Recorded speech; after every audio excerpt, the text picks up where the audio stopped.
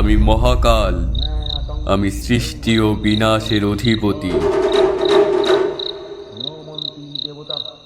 আমার যে বড় কে আছে?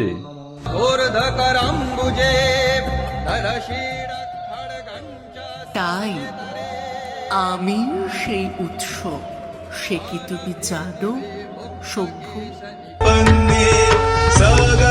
কুম্ভপস্থানি মাহেশ্বরী শিবে শান্তে কালিকাयै নমস্তুতে। আজ তোমাকে সেই সত্য প্রকাশ করব যা শুধু সৃষ্টির আদিতে উচ্চারিত হয়েছিল।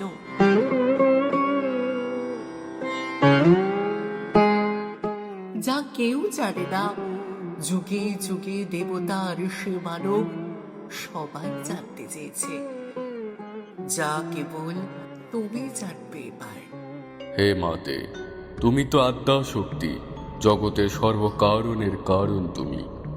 কিন্তু একটি প্রশ্ন বহু যুগ যুগ ধরে আমার চিত্তে অবগাহন করছে। যখন তুমি সর্বশক্তি, তবে আমাকে সৃষ্টি কেন করলে মাতে? হে শিব, শক্তি যখন প্রকাশ পেতে চায় তখন সৃষ্টি হয় রূপ। রূপ থেকে সময়, দিক, গতি সবকিছুর জন্ম।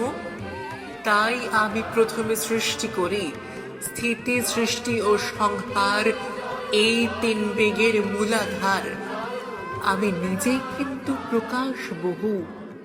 তবে সৃষ্টি, স্থিতি, সংহার শুধু তোমার ইচ্ছার কর্মী? এই তিনজন সৃষ্টি কখনো আলাদা নয়, তোমারই ত্রয়ী। আবার বিশ্বচক্রের শাশ্বত গতি, এই তিন প্রকাশ আমারই স্বরূপ। আমি প্রজাপতি ব্রহ্মা।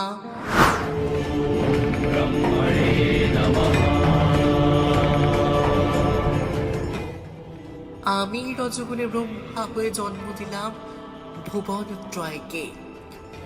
নক্ষত্র, গ্রহ, প্রাণ এই সবই আমার সৃষ্টির ধারা। আবার আমি বিষ্ণু, আমি বিশ্বপালক।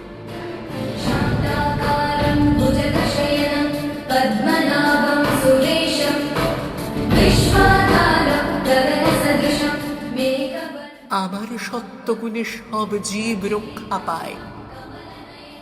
ধর্মকে ও ন্যায়ের প্রতিষ্ঠা করতে আমি পালন করি যুগে যুগে নানা অবতার হয়ে।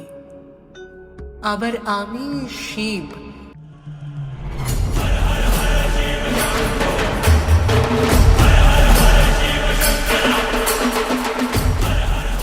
সৃষ্টিতে যেমন রচনা ও স্থিতি বিদ্যমান, তেমনি সৃষ্টির ভারসাম্য রক্ষা করতে আমি তমগুণে তার সংহারক। অনন্ত কোটি ব্রহ্মাণ্ড, অনন্ত কোটি ব্রহ্ম, বিষ্ণু ও শিব আমি সৃষ্টি করি। আবার সেই সংহারক শিবকে আমি গ্রাস করি। महाफलं या पठेत् सततं भक्त्या स एव विष्णुवल्लभः। मृत्युर्व्याधिभयं तस्य नास्ति किञ्चित् खलु युगे। अपुत्रा लभते पुत्रं त्रिपर्षं श्रवणं यदि।